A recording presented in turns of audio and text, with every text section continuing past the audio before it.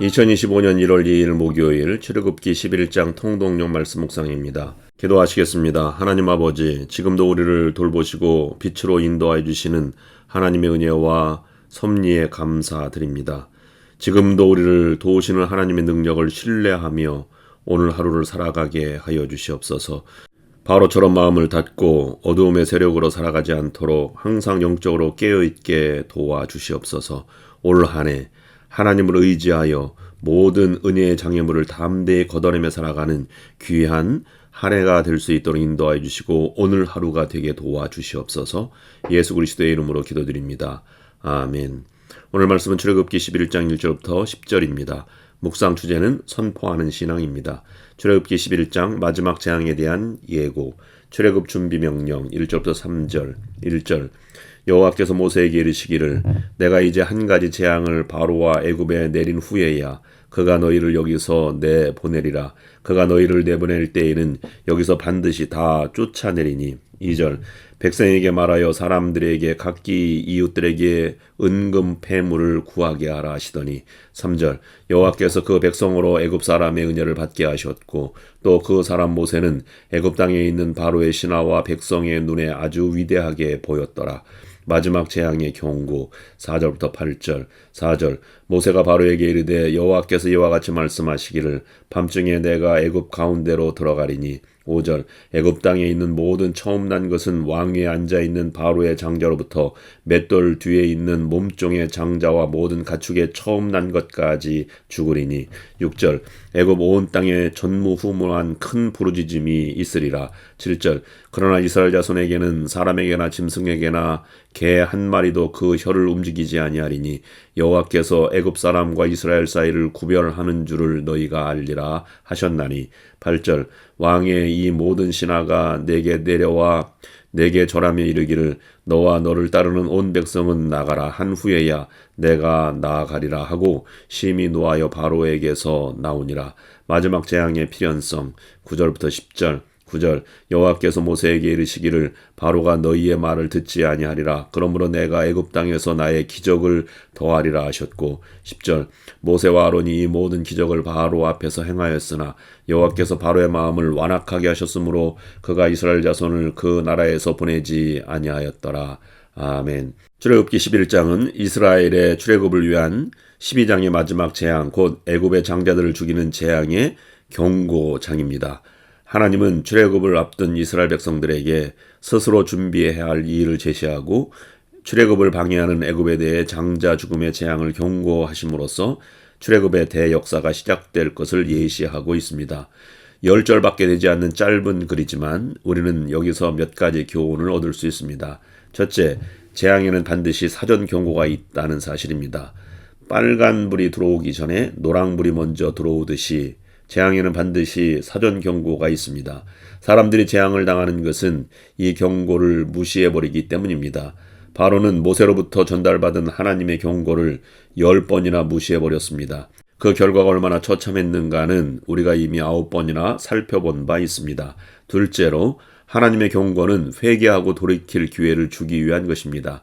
그래서 하나님은 당신의 계획을 항상 당신의 종들에게 미리 알게 하셨고 세상에 선포토록 하셨습니다.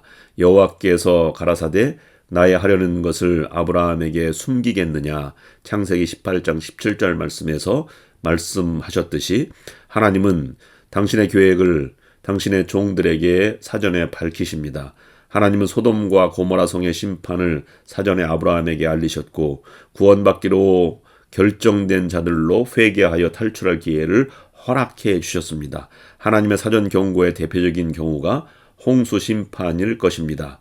노아는 홍수 심판이 있기 전에 이미 그 같은 사실을 전달받고 하나님의 명령을 따라 방주를 만들면서 사람들에게 경고 메시지를 선포했습니다.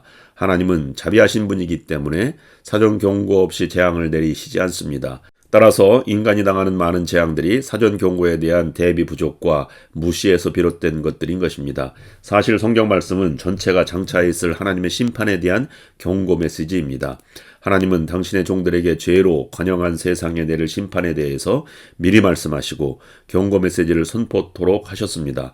특히 우리 인류에게는 최후 심판이 남아있다는 경고를 이미 오래전부터 듣고 있습니다. 요한계시록 18장 4절 말씀에 내 백성아 거기서 나와 그의 죄에 참여하지 말고 그의 받을 재앙들을 받지 말라는 경고를 잊지 말아야 하겠습니다. 바로는 하나님의 경고를 9번이나 무시했고 10번째도 무시했기 때문에 장자들의 죽음이란 무서운 재앙을 면할 수 없었던 것입니다. 인간들은 똑똑한 것 같지만 사실인즉 어리석기 때문에 자기 꾀에 넘어가 피할 수 있었던 재앙조차도 스스로 불러들이는 경우가 많이 있습니다. 하나님의 사전 경고를 무시하지 않도록 노력해야 합니다. 깨어 기도하지 않거나 경건하게 살지 않는 사람들은 언제 어느 때에 재앙을 겪게 될지 모릅니다. 셋째로 하나님은 공의의 하나님이십니다. 하나님의 심판이 더디다고 생각하는 자들에게는 주의 날이 도적같이 임할 것이라고 했습니다. 히브리서 9장 27절 말씀, 한 번 죽는 것은 사람에게 정하신 것이요 그 후에는 심판이 있을 것이다 라는 경고를 잊지 말아야 합니다. 요한계시록은 철저하게 성도들과 악인들을 구별하여 악인들에게는 무서운 재앙으로 갚으시고 성도들에게는 수고한 대로 보상하시는 하나님을 소개하고 있습니다. 바로와 이집트인들은 이스라엘 백성을 노예로 부리며 임금 지불도 하지 않은 채 학대를 일삼았습니다. 그러나 하나님은 공의의 하나님이십니다. 하나님은 자기 백성의 수고를 결코 잊지 않으십니다. 2절에서 하나님은 백성에게 말하여 남녀로 각기 이웃들에게 은금 패물을 구하게 하라는 지시를 내리셨는데 자기 백성의 수고에 대한 정당한 대가를 지불받게 하라는 것이었습니다. 3절을 보시면 하나님은 자기 백성이 이집트인들의 은혜를 입도록 마음을 움직여 놓고 계셨고 또 바로의 신하들조차 모세를 우러러보게 만들어 놓으셨습니다. 계시록 7장 16절부터 17절은 하나님께서 성도들의 수고와 믿음의 인내를 어떻게 보상하고 계신가를 잘 보여주고 있습니다.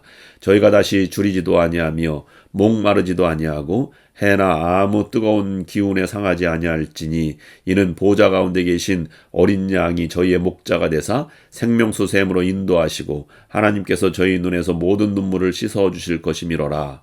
그러므로 우리 성도들은 하나님의 신실하심을 믿고 끝까지 인내로써 믿음의 경주를 마쳐야 합니다. 넷째, 하나님은 구별하시는 하나님이십니다. 7절 하반절 말씀, 여호와가 애굽 사람과 이스라엘 사이에 구별하는 줄을 너희가 알리라는 말씀에서 보듯이 하나님은 자기 백성을 철저하게 구별하십니다. 이집트에 10가지 재앙들을 내리셨지만 고센 땅에 거주하는 이스라엘 백성에게는 단 한 가지도 미치지 않도록 배려하셨습니다. 마지막 남은 10번째 무서운 장자들의 죽음 재앙도 이스라엘 백성들에게는 미치지 않을 것을 약속하신 것입니다. 이것은 하나님이 자기 백성에게 구별된 은혜를 베푸실 것을 말씀하신 것입니다. 이런 구별된 은혜가 우리 성도들에게도 있다는 사실을 잊어서는 안 됩니다. 요즘 이스라엘은 팔레스타인 자치구와 레바논에 폭격을 가하고 있습니다.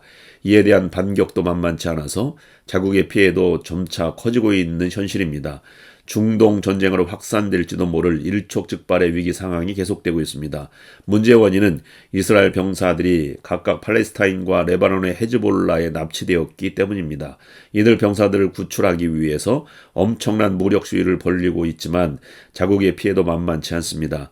세계에서 가장 군사력이 강한 미국도 이라크와의 전투에서 적지 않은 인명피해를 입고 말았습니다. 그러나 우리 하나님의 자기 백성의 구별 능력은 100점 만점이기 때문에 자기 백성에게는 그 어떤 피해도 당하지 않게 하십니다.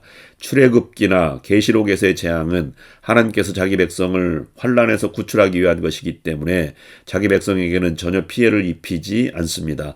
피해를 입히지 않기 위해서 하나님은 자기 백성을 따로 구별하십니다. 그리고 구별한 자들은 반드시 구원하여 주십니다. 그러나 따로 구별받지 못한 사람은 무서운 심판의 대상이 되고 마는 것입니다. 기도하시겠습니다. 하나님 아버지, 우리의 삶에도 은혜로 살아갈 수 있도록 작은 경고도 긴장하며 받아들여 우리의 믿음의 방향과 인생의 방향을 바로잡아갈 수 있도록 인도하여 주시옵소서. 우리에게 향하신 하나님의 뜻을 알고 자신에게 선포하여 능력을 발휘하게 하시고 세상 가운데에서도 하나님의 말씀을 선포하여 악과 거짓의 무리를 바로잡아갈 수 있게 하여 주옵소서. 예수 그리스도의 이름으로 기도드립니다. 아멘.